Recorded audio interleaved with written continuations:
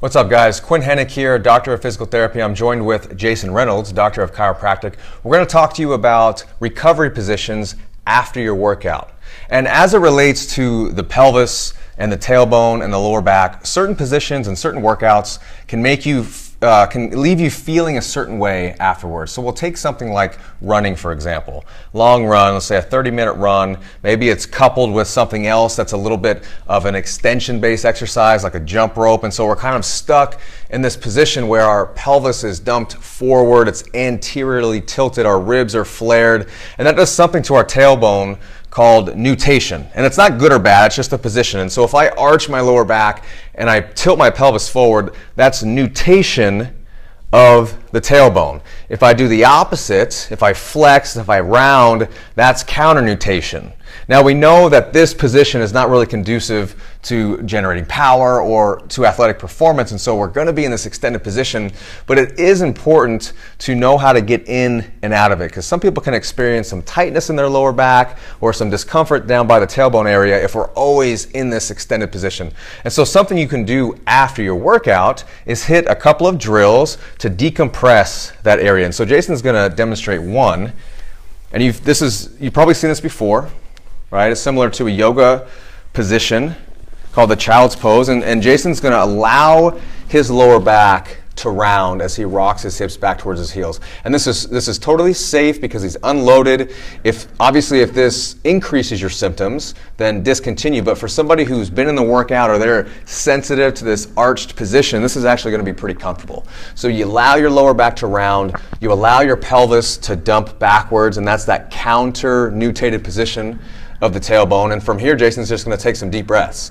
He's going to breathe in through his nose. He's going to think about pushing the air down towards the lower back. And so I should see, as Jason breathes in through his nose, I should see expansion of his entire thorax, his sides. I should see his lower back kind of rise.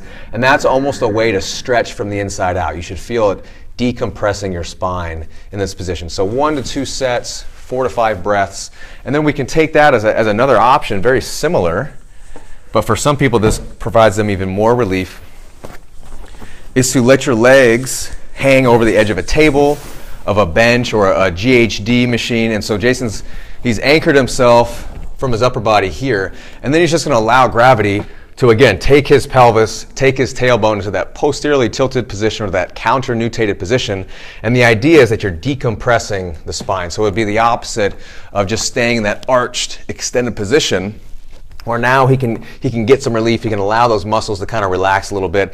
Keep your feet on the ground, and you'll be able to modulate how much you let gravity pull your pelvis. And so if this feels a little bit unstable and you want a little bit more weight and stability through your feet, you totally can do that. The cues stay the same as far as the breathing pattern. So in through the nose, Jason's going to breathe in. I should see his lower back kind of expand, the size of his chest wall expand. He's going to exhale fully through his mouth.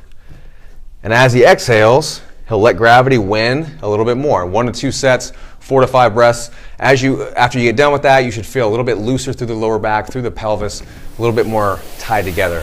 And then Jason's going to take us through a drill that's going to open up the hips a little bit. Yeah, so same thread of what we're trying to accomplish here, guys, is this next exercise is going to be a 1 foot elevated lunge. So Quinn's going to put his right foot up on any elevated surface. We obviously have a stool here in the clinic. You want to be as vertical as possible. So shoulders through hips down to the knee. Again, the goal here that we're trying to create is counter-nutating the sacrum, or posteriorly tilting the pelvis.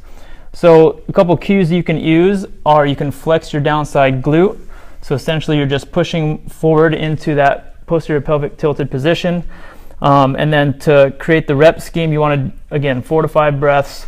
So Quinn's going to take a nice deep breath through his nose, breathe it down into his low back, and then breathe out through his mouth.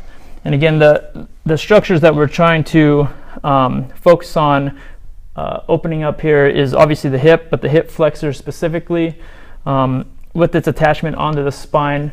With those long running workouts, overextended positions, we can adaptively shorten those hip flexors, and this is a good way to lengthen them out. Yeah, just think about not necessarily trying to jam into uncomfortable positions, but allow your body to kind of work its way in. Use the breath as a way to allow your system to get into that position. And it's just giving your body a different option in regards to, if you're in one position during the workout, it's good to give your system options. And that way you walk out the door able to flex, extend, rotate, and you feel a little bit more tied together after these drills. So if you have any questions, feel free to pop in here if you're part of Left Coast or Juggernaut Training Systems. Otherwise, you can check us out, ParadigmDoc on Instagram and Facebook, Dr. Quinn Hennick PT on Instagram and Facebook, and we'll be making a lot more of these in the future. Thanks, guys.